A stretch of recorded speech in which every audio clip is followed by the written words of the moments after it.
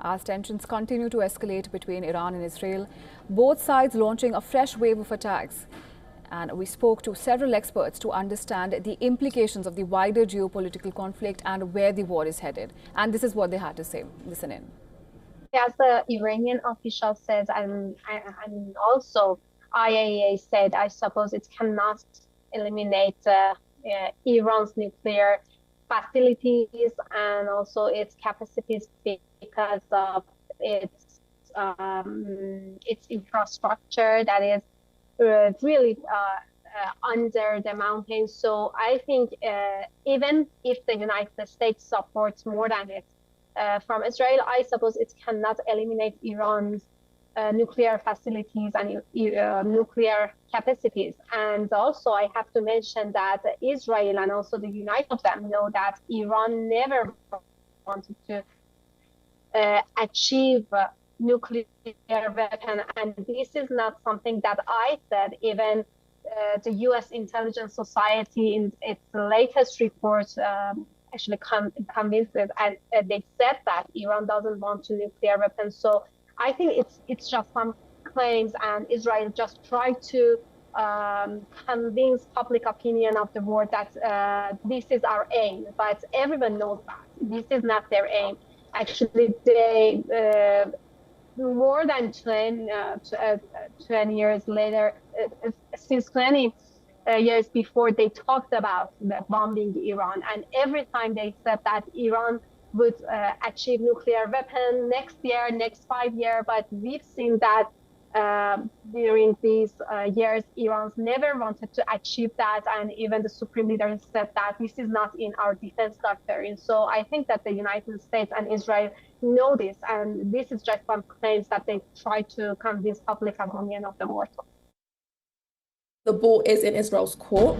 Iran's foreign ministry made it very clear yesterday that once Israel strikes, Iran will also stop in retaliation. But right now, as I said, things are getting bleak, and it's not just between Iran and Israel, but the wider region.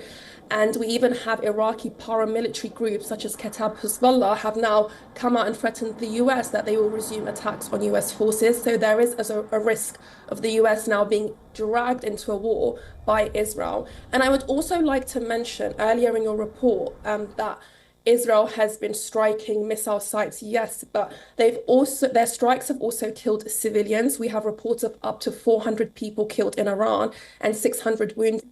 And Iranians are already starting to become displaced by Israeli strikes. People are leaving the cities such as Tehran to go and seek refuge in more rural areas. And some of these buildings where the so-called IRGC commanders are also host civilians. So it's a very dark time for Iran, for the whole region, and for the West as well, because the West is also interested in nuclear diplomacy with Iran. Somehow, for Donald Trump, justified for USA not to intervene as they used to do in favor of Israel. Maybe if Iran being struck in a such hard way in the legitimacy itself of the Iranian government, the Mullah's government, maybe they will start to consider enlarging the attacks and bombing American military facilities in the Gulf and also in Iraq. If they do so, this would be a threshold, and this would lead the Americans maybe to associate themselves to Israel to continue carrying out these attacks. I think it's unlikely that Iran is going to target U.S.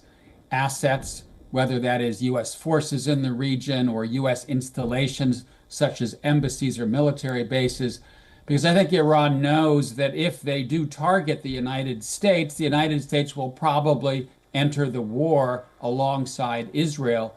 And that would mean that an air campaign that is already quite punishing is going to get worse, including the potential use of what we call bunker busters, which are very heavy bombs that the United States can deliver against Iranian targets inside mountains that the Israelis really can't get at.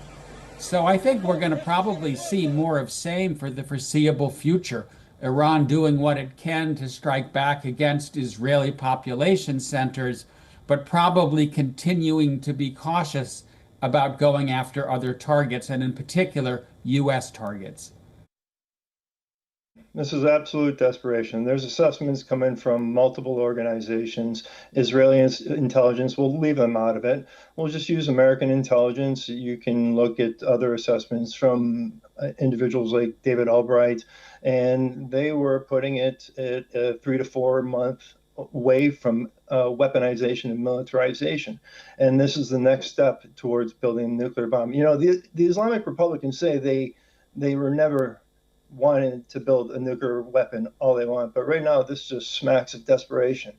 A week ago they were saying we can enrich we want. During the Biden administration, they were enriching up to 60% and then up to 90%. Why would they need to enrich up to those levels if they never wanted to build a bomb? And finally, they would be the first country in the world that is able to enrich, reprocess, and didn't possess a nuclear bomb.